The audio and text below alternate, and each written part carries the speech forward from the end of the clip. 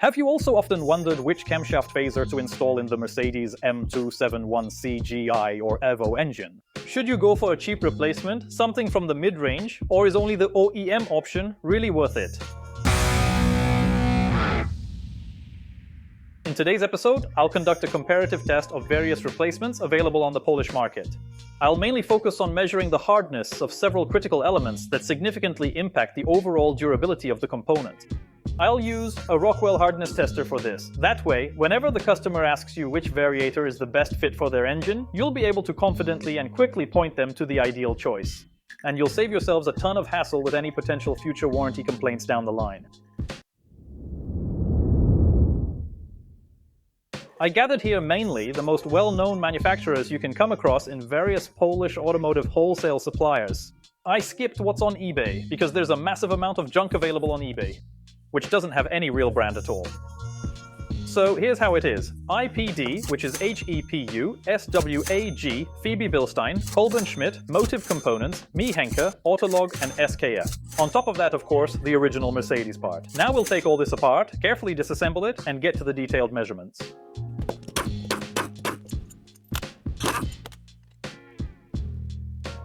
Now that we've taken all the phasers apart, this is the perfect moment to go over the construction of each wheel one by one. The original wheel.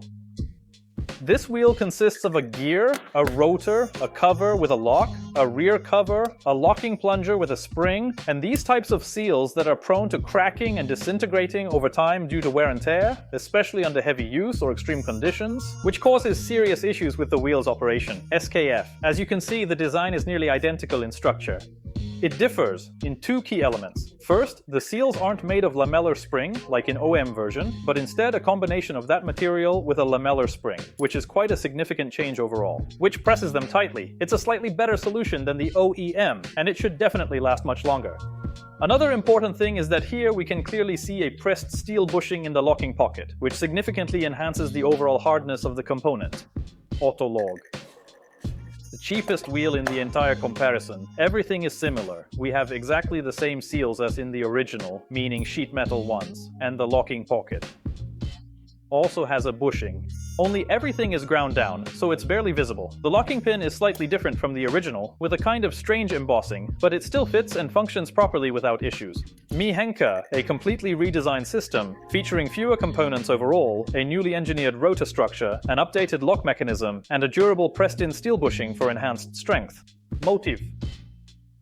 Here we have seals quite similar to those in the SKF, meaning plastic combined with a spring element. A lock pocket designed in the same way as the original part, seamlessly integrated and directly cast into the cover itself. The locking piston with a spring is very much like OEM. Kolben Schmidt, and interestingly, it doesn't incorporate any seals, just as seen in the wheels produced by Mehenker. We've got a pressed-in bushing here. The piston appears to be surprisingly long, so we'll just have to wait and see how it actually performs in the end. Phoebe, or swag. The design closely mirrors OEM, including lamellar spring seal, a locking pocket, and a securely pressed-in bushing for enhanced performance. The piston is almost identical to the original design. And finally, the IPDHEP. Here we also don't have any seals in place. The locking pocket is a pressed bushing as well, but the piston is somewhat different from the original design. Probably many of you are wondering what the Rockwell hardness measurement looks like. So, in this method, a specialized instrument applies pressure to a needle featuring a 120-degree diamond tip, driving it deep into the material being tested. The deeper this spindle penetrates into the material, the softer and more pliable the material is generally observed to be. We use a specialized scale here that is measured and expressed in HRC units. A high-quality, well-manufactured gear should generally have a hardness level above 50 HRC. We'll begin by measuring the hardness of the sprocket wheel, since during our refurbishment procedures we frequently discover considerable wear and noticeable damage across this specific ring component. First up here, we have the original sprocket wheel. 30 HRC, quite weak, SKF bearings as you can observe here. Significantly better, 37 HRC, although it still falls below the industrial minimum standard, Autolog. Also 37 HRC, same as SKF, Mehenker indeed. 52 HRC. Motive components. 30 HRC, a level that's practically identical to the original wheel from Mercedes, produced by Kolben Schmidt. Very poor, 24 Hz Fabi. Or perhaps swag as an alternative. Quite decent actually, 40 HRC. HEPU, which directly matches IPD 34 HRC.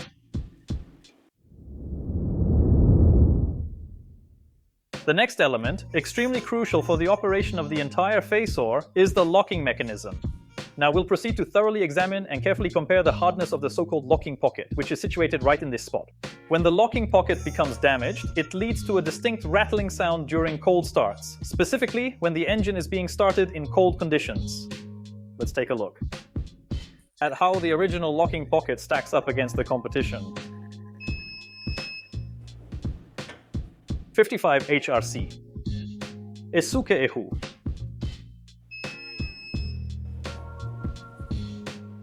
48 HRC.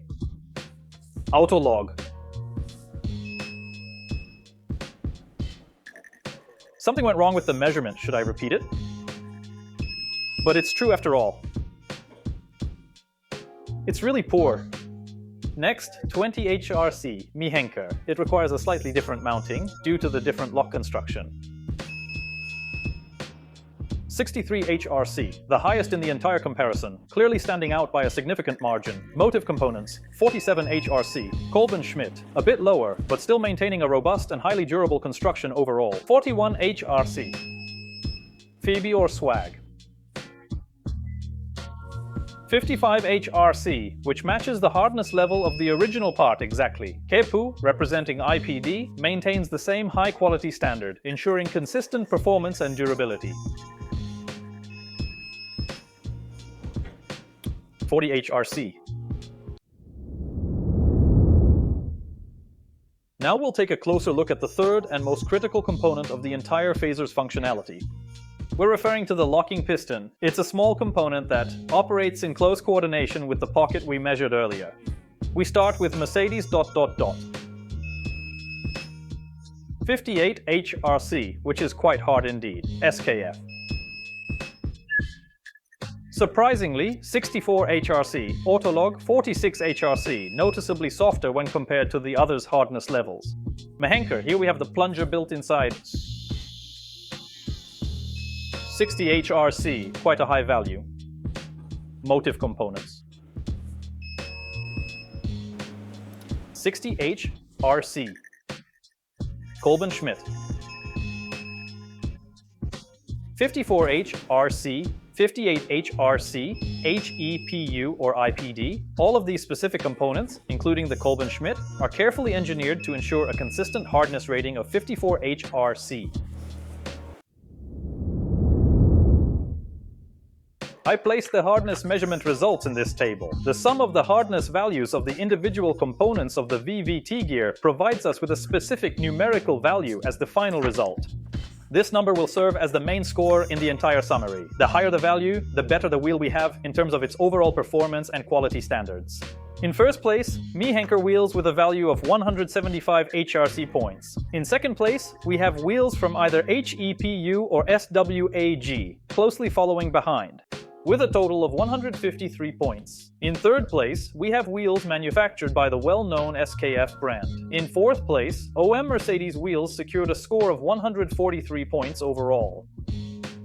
In fifth place, wheels from Motive with a total of 137 points earned their position. In sixth place, wheels from IPD or HEPU claimed their spot with a solid performance. Only 128 points. In seventh place, we've got Kolben Schmidt. With a total of 119 points, it successfully manages to secure the seventh spot. And in last place, as expected, the wheels from Autolog, finishing with just 106 points in this specific testing round conducted here. The weakest wheel in the entire lineup. If you'd like to learn more about timing covers, timing adjustments, and various typical faults, I warmly invite you to visit our channel, Mehenker Timing Components. And if you've got any cool ideas on what else we could test out, to figure out which aftermarket part is the best on the market, then let us know in the comments section below. See you, bye!